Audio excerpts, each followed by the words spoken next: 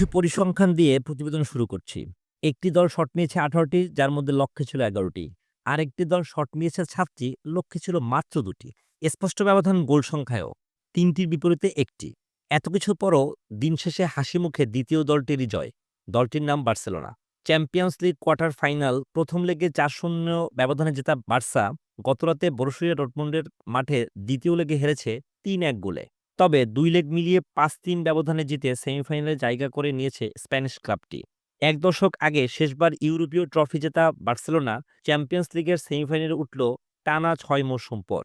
গত সপ্তাহে প্রথম লেগে বড় ব্যবধানে জেতায় শেষ চারে একরকম পা দিয়ে রেখেছিল বার্সেলোনা। তবে সিগন্যাল ইদুনা পার্কে হান্সি ফ্লিকের দলকে বড় ঝড়েই সামাল দিতে হয়েছে।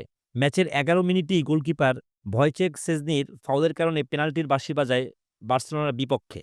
যে পেনাল্টি থেকে গোল আদায় করে নেন ডর্টমুন্ডের স্ট্রাইকার দেন সেরহু গিরাসি। তবে এরপর একের পর এক আক্রমণে বার্সা রক্ষণকে তটস্থ করে ফেলে ডর্টমুন্ড। প্রথমার্ধে আর কোনো গোল না হলেও বার্সার মনে ভয় ধরিয়ে দিতে সক্ষম হয় স্বাগতিকেরা। এই সময়ের মধ্যে নিজেরা মাত্র একটি শট নিতে পারলেও ডর্টমুন্ডের লক্ষ্যে শটই মোকাবেলা করতে হয়েছে ৭টি। ২০২৪-২৫ মৌসুমে কোনো প্রতিযোগিতার কোনো ম্যাচে বার্সেলোনা প্রথমার্ধে এত বাজে আর কখনোই খেলেনি। বিরতির পর বার্সাকে আরও কোণঠাসা করে ফেলে ডর্টমুন্ড। ৪৯তম মিনিটে রামি হেডপাস থেকে হেডে জালে বল চড়ান গিরাসি। ২ লোক মিলিয়ে স্কোর লাইন কমে আসে ৪-২-এ। তবে ৫৩ মিনিটে একটি গোল পেয়ে যায় বার্সেলোনা।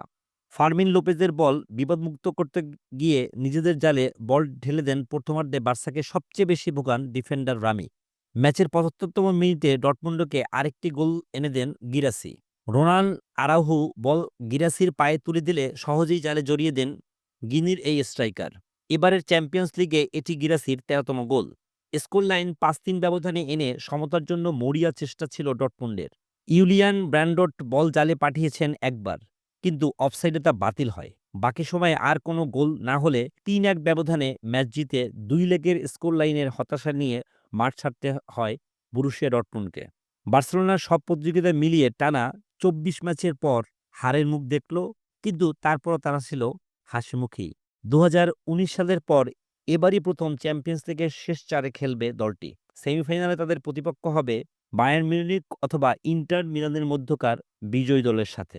তবে বার্সেলোনার এই যে পারফরম্যান্স, এই পারফরম্যান্সে ইন্টার মিলান বা বায়ার্ন মিউনিখের সামনে যে তাদের খুব বড় ধরনের পরীক্ষা দিতে হবে, সেটা বলাই যায়।